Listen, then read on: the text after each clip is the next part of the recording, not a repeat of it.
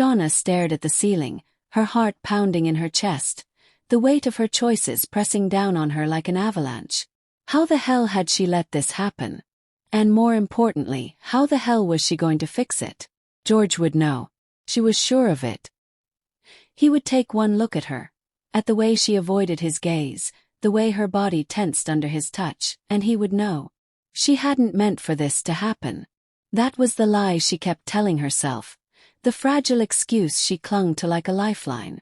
But the truth was far uglier. She hadn't really resisted. Not the first time, not even the second or the third. God help her, even that first time when she told herself she had. Her body had responded before her mind could catch up. And of course, it didn't hurt that Glenn had known exactly what to do. How to touch her, how to push her beyond the boundaries of guilt and into the depths of ecstasy. Now, as she lay there, warm and sated, she felt him shift beside her. For a moment, she allowed herself the illusion that it was George, that this was just another morning waking up beside her husband. But when she stretched and opened her eyes, her breath caught in her throat. It wasn't George. Oh good. You're awake, Glenn murmured, his voice low, teasing. The events of the previous night crashed down on her like a tidal wave. She had been drunk. Yes, that was true. But not too drunk. Not so drunk that she hadn't known exactly what she was doing. She should have pushed him away. She should have left. But it was too late now. The damage was done. Glenn's hand slid over her skin, lazy, possessive. You're a hot woman, Shauna, he whispered. Before she could respond, the shrill ring of her phone cut through the room. She stiffened. George. Her hands trembled as she reached for the phone, dread curdling in her stomach. She forced herself to keep her voice steady. Hello. Good morning, sleepyhead, George said, his voice filled with warmth. How are you feeling this morning? Her mouth went dry. Oh, you know me. Can't drink too much. I've been up for a couple of hours, but I still can't drag myself out of bed, she lied. A soft chuckle sounded behind her. Len. Her pulse spiked.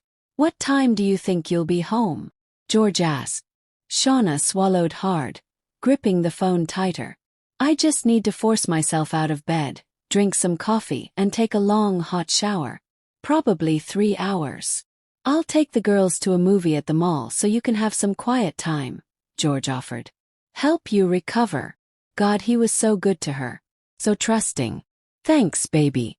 You're amazing, she whispered.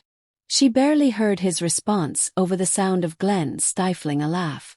Another wave of shame rolled over her, but then Glenn's hand slid down her body, and for the briefest moment, pleasure drowned out the guilt.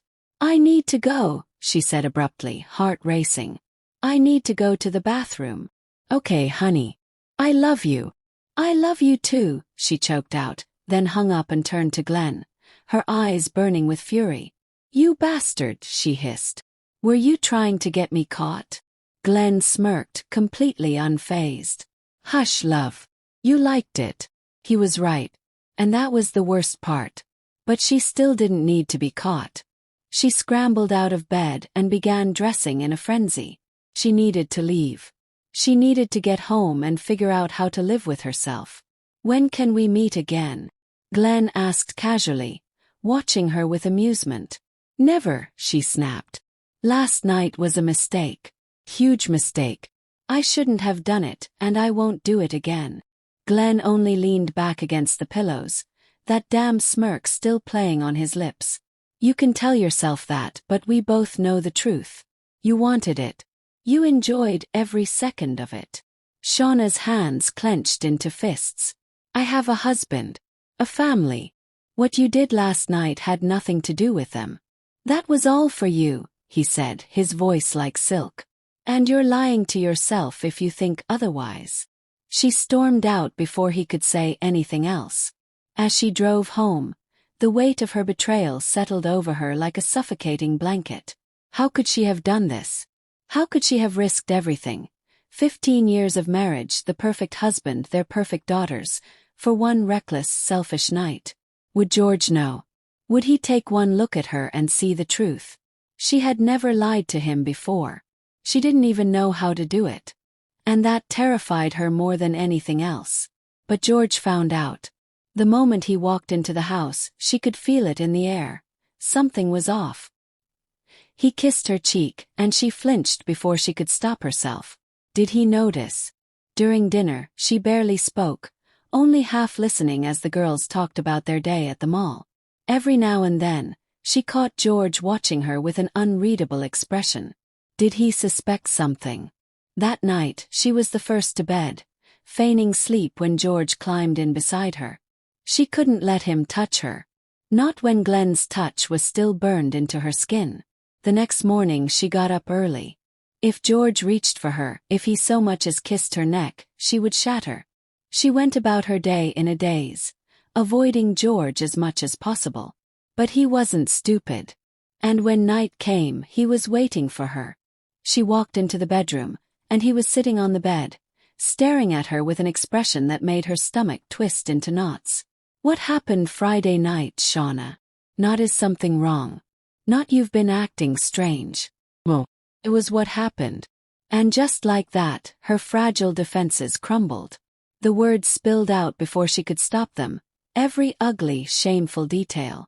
George sat there, silent, absorbing every word. Then finally he spoke. How could you? His voice was quiet, cold. How could you do this to me? To us? To our family? Tears blurred her vision. It wasn't my fault, George. He took advantage of me. You know what I'm like when I drink. George let out a bitter laugh. And were you still drunk in the morning, Shauna? Because you had plenty of chances to walk away. But you didn't, did you? She had no answer for that. He grabbed a pillow and started toward the door. Where are you going? She asked desperately. To the spare bedroom. I can't stand to be around you right now. Please, George, she begged. They love you. I made a mistake. He shook his head. No, Shauna. You didn't just make a mistake. You chose it. Over and over again. And then he was gone. The next morning, Shauna woke up alone. George's car was gone. And for the first time in 15 years, she realized she might have truly lost him. Her perfect life was slipping through her fingers. And she had no one to blame but herself.